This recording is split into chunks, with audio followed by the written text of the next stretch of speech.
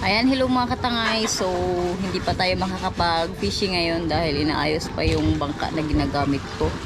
So, sobrang dami ng butas mga tangay. So, natutulong-tulong ngayon yung mga kapatid ko. Mga kapatid ko lalaki na ayusin yung bangka.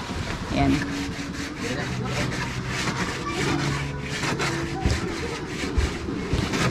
So, pati kasi sila nagrereklamo na rin mga tangay. Sobrang daming kasi butas. Malakas na yung dagas. So, binaliktad mo na yung bangka. Kasi naayos. Yan, baliktad kanina ni tatay. Tapos pinanglagyan ni tatay na epoxy. Bali dito yung maraming mga tangay butas. Yan, tinagtad ni tatay ng epoxy. Ibanda sa likod. Rugado. Ayan, hanggang dito.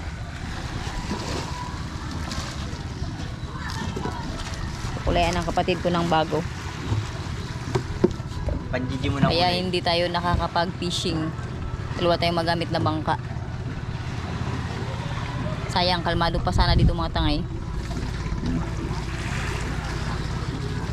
Bawi lang tayo pag naayos na ito yung bangka na ginagamit natin para makapag-fishing na tayo.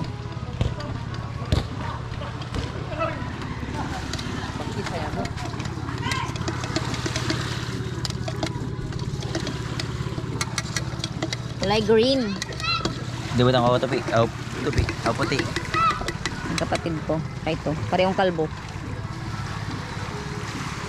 Si tatay. Yan yung bahay namin mga tangay. Gilid ng dagat. Pag malalaki yung alon, kabado rin kami. Kasi syempre gilid ng dagat. Naghahalo ng pintura yung kapatid ko mga tangay. Bali matagal na rin kasi ito mga tangay yung na to bangka na disagwan namin. Siguro mga 6 years na siya or 7 years na, kaya talagang na siya, rugado na ba. Marami na talaga siyang butas. Ayan, sagadagan dito. Ito yung pinaka malala kasi talagang nabawasan na yung kahoy niya dito. Sobra sigurong pahila-hila. Ito inaayos nila kasi ginagamit din nila pag gabi, nangunguha sila ng pusit. Ano nakabihan ko niyang kulay ba? Kulay green na yung kulay mga tangay, hindi na blue.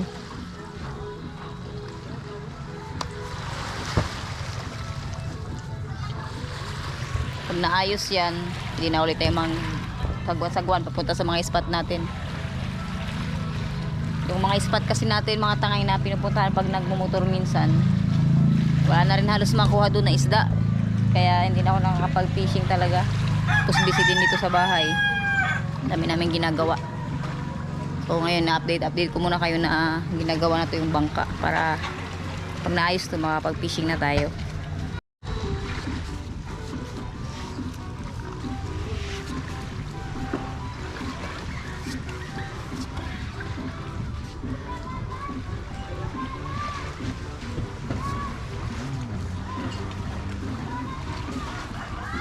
New Year, new color. New color ng bangka mga tangay.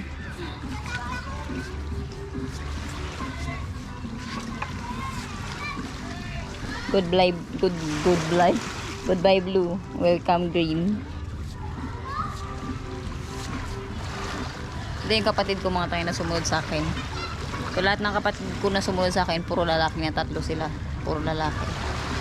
Ito ay 3rd year college, mag 4th year college na to. Ito naman 1st year college. Tapos yung bunso namin grade 11, diba? Dami pa namin pinapaaral. Kaya bumawi kayo pag kayo ay nakatapos na. Dati ba ganun? Pero hindi naman responsibilidad mga tangay na kapatid. Hindi mo responsibilidad yung mga kapatid mo. Pero responsibilidad ng magulang ang anak.